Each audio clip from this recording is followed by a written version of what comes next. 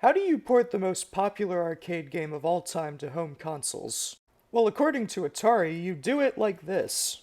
I'm not joking, by the way, this is actually what the game looks like. When people talk about what killed Atari, after E.T., this is usually cause number two. After seeing it, I just had to play it myself because it couldn't have been that bad. And I was right, it wasn't that bad.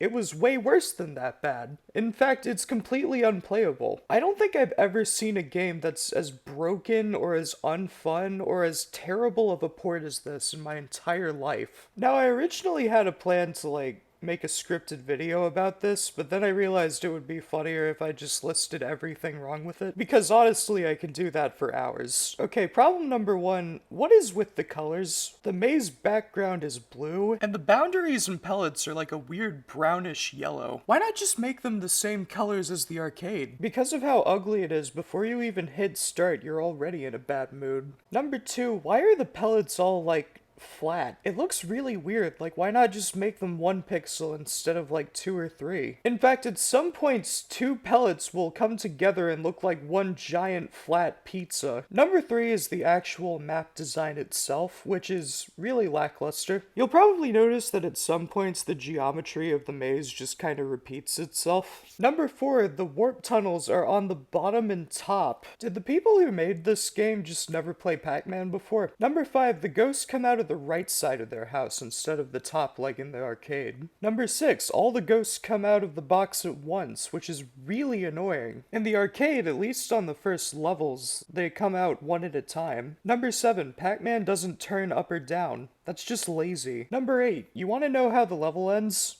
Like that. No fanfare, no pause, no anything. Number nine, there's this horrible flickering effect that all the ghosts have. Sometimes they'll even seem to teleport. Number 10, the fruit looks like that.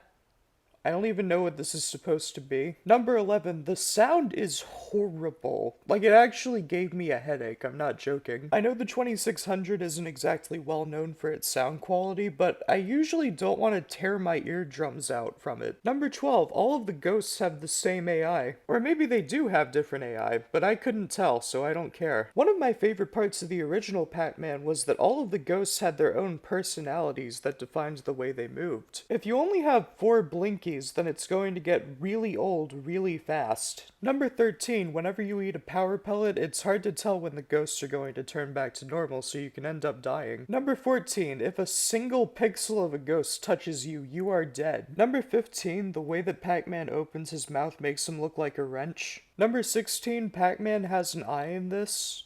He doesn't normally. Number 17, the ghost eyes just kind of go in random directions. In the arcade game, they pointed their eyes in whichever direction they were moving. Number 18, there are only 2 ghosts. Number 19, this is the game over screen. It looks horrible. And lastly, number 20. Even if you ignore everything else, the game just isn't fun to play. I think it's safe to say that it might just be the worst game I've played in my entire life. Although, to be fair, I don't really play bad games for fun, so I'm sure I'll find something worse soon. On an unrelated note, my channel's been doing really well recently, so thank you all. Although if you're new, I would advise you not to watch anything older than like a month, because it's all really bad. I'm having a lot of fun with it, and I'd love it if you guys gave me some requests. Anyway, 1 out of 10. Thank you all for watching. Have a good day.